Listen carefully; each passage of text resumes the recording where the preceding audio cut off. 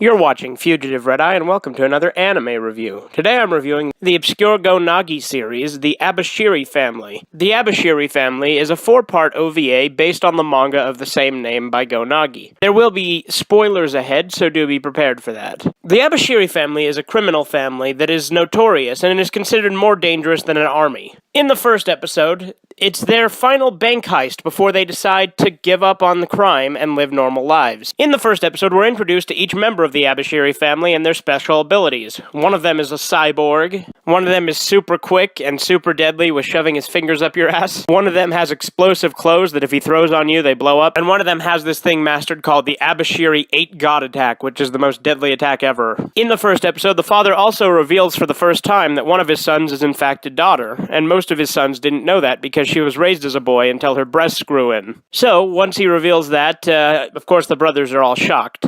So the heist goes off, they kill a ton of people, which they typically do, and at the end they end up giving all their money to the police to get them to go away. They throw all their money at the police, so the police fight over the money rather than going after them. In episode 2, the father decides to send his daughter off to a school, so she can try to be a normal girl. He unwittingly sends her to the most insane school in the world, which students are raped and executed and beaten on a regular basis, and the students are taught methods of killing and required to test it against the other students by killing them.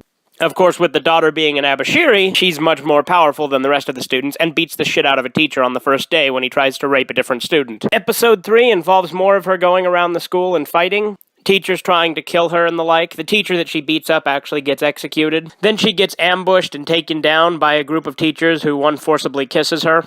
Episode 4 involves her rallying the students together to turn against the teachers. They might do that a little bit in episode 3 as well. The way I watched this, it all played through as one solid program, even though it was split into 4 acts. But it was originally released as 4 20-minute or so episodes. And episode 4 also involves her family coming to the rescue and fighting off the teachers and defeating them. One of the students that helped her rally actually was plotting to become the next principal, so they have to fight him as well. This is a very lesser-known Go Nagi anime. In fact, it's only ever been released on VHS, and that VHS is super hard to come by. It is available on YouTube at the time I'm recording this, but who knows how long that'll last. But if you ever come across the VHS, I do recommend picking it up, because it's definitely interesting. I actually very much enjoyed it. It's very Go Nagi, obviously, so it's got quite a bit of violence, not as much as some of his other series, mind you, and it does have some sexual content, nowhere near as much as the likes of, say, Violence Jack or even Devilman, but still.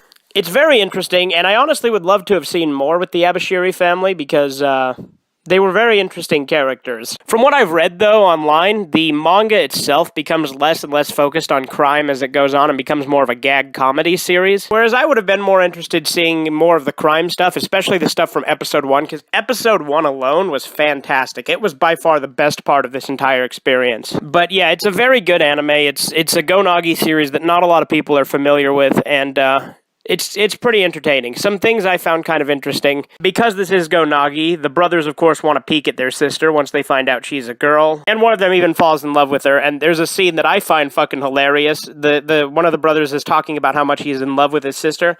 And the father's like, maybe I could let you marry her. And he's like, really? And he's like, fuck no. Another interesting thing about this is many of the characters were later incorporated into other series, such as Cutie Honey. But anyway, this is an obscure Go Nagi thing that I recommend people check out if they're a fan of Go Nagi. I will be watching a few other obscure ones and reviewing them soon as well, so stay tuned for those. And this has been Fugitive Red-Eye. Have a great rest of the day.